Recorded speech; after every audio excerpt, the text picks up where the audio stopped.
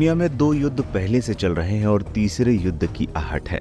शनिवार और रविवार की दरमियानी रात ईरान ने अचानक इजराइल पर मिसाइलें और ड्रोन दाग दिए।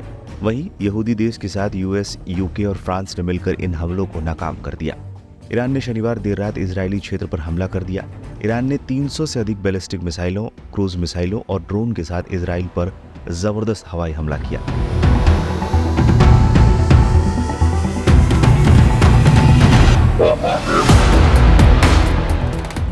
हालांकि इनमें से 99% से अधिक हमलों को इजरायली एयर डिफेंस ने विफल कर दिया।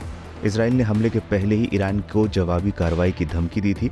ऐसे में सवाल उठ रहे हैं कि क्या होगा अगर इजराइल जवाबी हमला करने का फैसला करता है, या क्या होगा अगर इजराइल इस मौके का लाभ उठाकर ईरान के बेशकीमती परमाणु हथियार कार्यक्रम पर बमबारी करने का निर्णय लेता है। इजराइल ने ऐसे परिदृश्य में जवाबी कार्रवाई करने की तैयारी सालों पहले से करके रखी हुई है। इन कार्रवाई में इजरायली वायुसेना की भूमिका महत्वपूर्ण है। F-35 इजराइल से कैसे पहुंचेगा ईरान?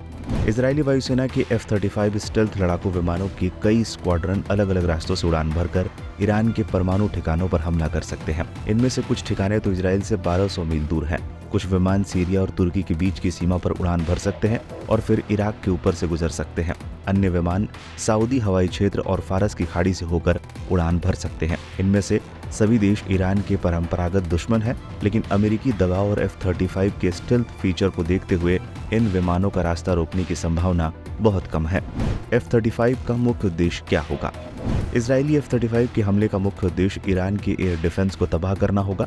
इसके बाद ये विमान मोसाद और IDF के खुफिया इकाई द्वारा सावधानी पूर्वक चुने गए दर्जनों ईरानी परमाणु स्थलों पर हमला कर सकते हैं। हालांकि इस दौरान इजरायली लड़ाकू विमानों के सामने सबसे बड़ी चुनौती ईरानी एयर डिफेंस से पार पाना होगा, क्योंकि उसके पास लेबनान, सीरिया या हमास के पास मौजूद किसी भी चीज से कहीं अधिक परिष्कृत रक्षा प्रणाली है। एक्सपर्ट्स का तो ये भी मानना है कि इजराइल चाहता था कि ईरान सीधे युद्ध में उतरे। दरअसल 7 अक्टूबर 2023 को इजराइल पर हमास ने हमला कर दिया था। इसके बाद लेबनान का हिजबुल्लाह भी इजराइल पर रॉकेट बरसा चुका है। वहीं लाल सागर में इजराइल से जुड़े जहाजों को यमन के हूती विद्रोहियों की ओर से निशाना बनाया गया था। इन्हें ईरान से समर्थन मिलता है। मिडिल ईस्ट में ईरान के कई और प्रॉक्सी हैं जो अमेरिका और इजराइल को निशाना बनाते रहे हैं। ईरान इन्हें हथियारों की सप्लाई भी करता है और खुद दूर बैठकर तमाशा देखता है। साफ तौर पर कहा जा सकता है कि ईरान के इस हमले का जवाब इजराइल जरूर देगा। हालांकि जवाबी कार्रवाई इजराइल कैसे करता है, ये देखने वाली बात होगी।